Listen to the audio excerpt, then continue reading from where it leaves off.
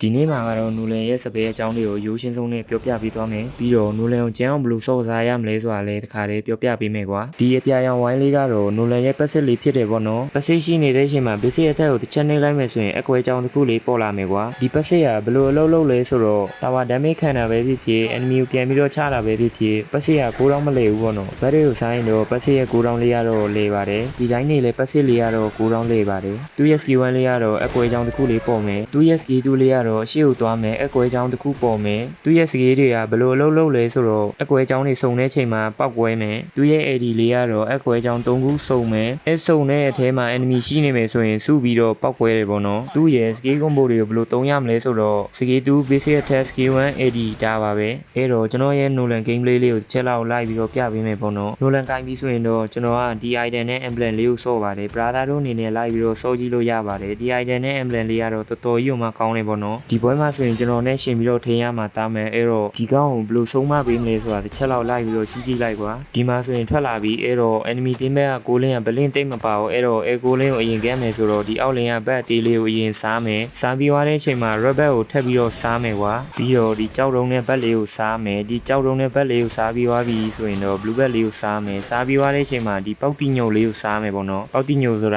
ကတော့ဘက်ပေါ့နော်ဒီမှာဆိုရင်ကိုလင်းပတ်ပြီးဗျာကိုလင်းပတ်မယ်ဆိုတော့ဒီမှာ Angela ကျွန်းတယ်အဲ့တော့ Angela လေးကိုဖြတ်မယ်ကလင်းကလည်းလွတ်သွားပြီဆိုတော့တာတယ်လေးကိုပဲဆင်းပြီးတော့လုံမယ်တာတယ်ကိုလုံနေတဲ့အချိန်မှာတာမန်ကဘယ်နေရာမှာလဲဆိုတာ brother တို့တစ်ချက်လောက်ပဲကြည့်လိုက်တာမန်ကကျွန်တော်နဲ့ reach ရှင်ပြီးတော့ပေါက်ချင်တာဒါပေမဲ့မရလိုက်ဘူးပေါ့နော်ဘာလို့လဲဆိုတော့ကျွန်တော်ရဲ့ reach ကတော်တော်ကြီးမှကောင်းနေလို့ပေါ့နော်ဒီမှာဆိုရင်တာမန်ကိုရလိုက်ပြီးရသွားတဲ့အချိန်မှာ Isma လေးဝင်လာတယ် Isma ဝင်လာတဲ့အချိန်မှာ Isma လေးကိုပါကောက်လိုက်တော့နှစ်ကောင်ရလိုက်တယ်ပေါ့ဗျာဒီလိုကြီးရပြီးသွားတဲ့အချိန်မှာကိုရီးယားဘက်ကိုထပ်ပြီးတော့စားတယ်ဘာလို့လဲဆိုတော့ family တွေမနောက်ကျချင်ဘူးဗျာ hyper ကိုင်တော့ဘက်လေးကိုပတ်ပြီးတော့စားရတယ်ဗတ်တွေတိုင်းလဲဝင်လို့မရဘူးပေါ့နော်အဓိကတော့ကိုရီးယားတော့ family ကိုစောင့်ရမ်းယူမှရှာမယ်ပြီးတော့စောင့်ရမ်းယူမှကြမ်းမယ်ဆိုရင်ပေါ့ဒီမှာဆိုရင်ကလင့်လေးကိုစောင့်နေတာကွာဒါပေမဲ့ကလင့်ကစာတက်တယ်ဗျာနော်ဒီကောင်ကချုံနေပါစစ်တယ်အဲ့တော့လေကျွန်တော်တို့ကနွားလေးကိုအရင်ဝင်ခိုင်းတယ်ဝင်သွားတဲ့အချိန်မှာတော့အန်ဂျလာလေးကိုတော့တန်းပြီးတော့ဖြတ်လိုက်တယ်ပေါ့နော်ကလင်းကိုမရလိုက်ဘူးဆိုပေမဲ့အန်ဂျလာလေးကိုတော့ရလိုက်တယ်မကျင်နဲ့သေးတာနဲ့အောက်လင်းကိုဆင်းမဲ့လို့နဲ့ခြုံထဲကိုပြန်ပြီးတော့တိုးတယ်ကလင်းကလည်းကျွန်းလာပြီးဆိုတော့တန်းပြီးတော့ဖြောက်ပေးလိုက်တယ်ပေါ့နော်ပြီးတော့ကျွန်တော်တို့ကတာတယ်လေးကိုလှုပ်တယ်ပေါ့နော်ဒီတာမတ်နဲ့ကျွန်တော်နဲ့ Ricky ရှင်ပြီးတော့ပေါက်တာရှိုးကြည့်လိုက် brother တို့ရာကျွန်တော်ရဲ့ Ricky ကလုံးဝ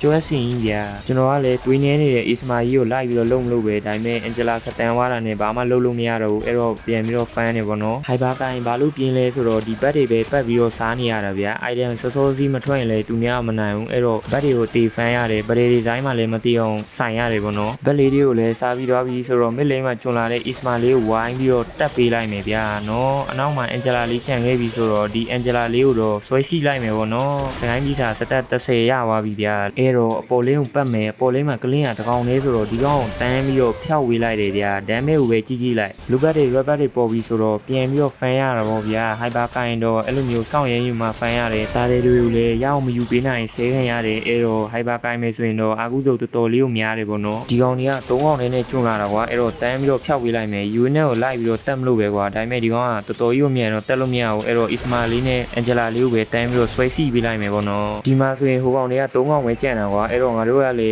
law တွေပါမယူတော့ဘူးတန်းပြီးတော့အံ့ပဲလောက်တာပေါ့နော်ဒါပေမဲ့လေမရလိုက်ဘူးပေါ့နော် free တွေပါမရှိတော့ဘူးဆိုတော့ law လေးကိုပဲတွားပြီးတော့လှုပ်လိုက်တယ် law လေးကိုရပြီးသွားတဲ့အချိန်မှာကျွန်တော်တို့ကပြန်ပြီးတော့တက်ပြီးဗျာ law ထွက်တာလေးကတော့နည်းနည်းလေးကြာသေးတယ်ဆိုတော့ကျွန်တော်ကလည်း blue bag တွေ red bag တွေ enemy jungle bag တွေကိုအကုန်ပတ်ပြီးတော့စားပြီးမှပဲတက်တယ်ပေါ့နော်အခုလောဆယ်ကတော့လောကတော့မလာသေးဘူးအဲ့တော့ဒီကောင်တွေကိုကာယလုံမယ်ပေါ့နော်ဒါမှလည်းတကောင်နဲ့၄ကောင်တကောင်ဆိုတော့ဒီကောင်ကလည်းလုံးဝမခံနိုင်ဘူးပါအဲ့တော့ sorry ပဲညီလေးရာကိုရီးယားတော့အံ့မယ်ပေါ့နော်လောလည်းတက်လာပြီဆိုတော့ဒီကောင်တွေဘလိုနေနေကိုမခံနိုင်တော့ဘူးပါအဲ့တော့ဒီပွဲလေးကိုတော့ကျွန်တော်တို့နိုင်ရရှိသွားပါတယ်ပြီးတော့ brother တို့ကိုပြောစရာလေးရှိရပေါ့နော်ဘာပြောမလဲဆိုတော့ကျွန်တော်ကအခုမှစူးစမ်းနေရဗျာအဲ့တော့ကျွန်တော်ရဲ့ဒီဗီဒီယိုက brother တို့အတွက်ထောက်ကူဖြစ်တယ်ကြိုးရှိတယ်ဆိုရင်ကျွန်တော်ရဲ့ဒီဗီဒီယိုကို like and subscribe လေးနဲ့ကူညီပေးခဲ့ကြပါဦးဗျာပြီးတော့နောက်ဗီဒီယိုမှာဘယ်လိုမျိုးဟီးရိုးကင်ပြရမလဲဆိုတာလည်းပြောပေးခဲ့ကြလို့ရပါတယ်ဗျာအဲ့တော့အားလုံးပဲ goodbye ပါ